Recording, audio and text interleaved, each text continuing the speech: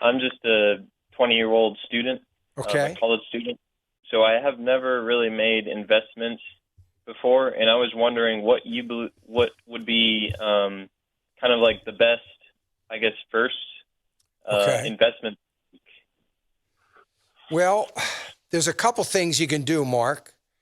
Um, Now, I want you to understand this for sure, that separate when you think of investments.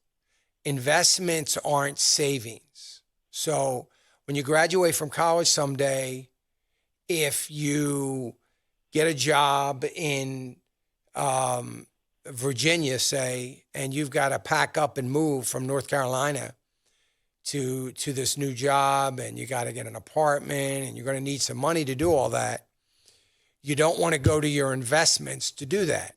It's not what investments are for, because the day you go to use it, we might be going through a recession and your account's going to be down.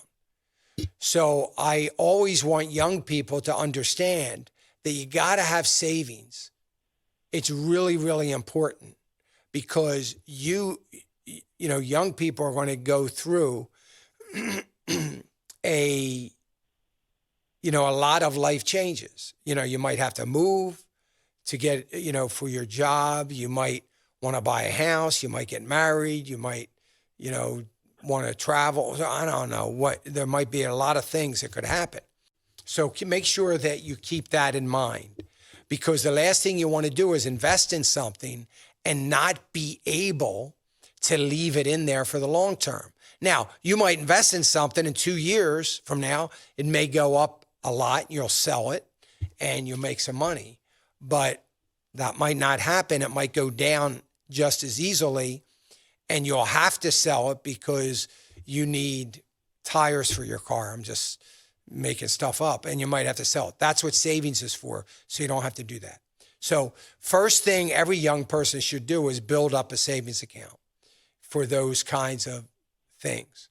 Then when you invest, I would tell you to open an account anywhere, like E-Trade.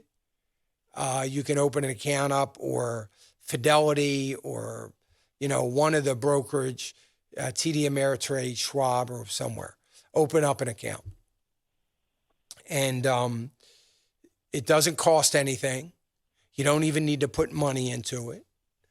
And you can get it open and then gradually start putting some money into it.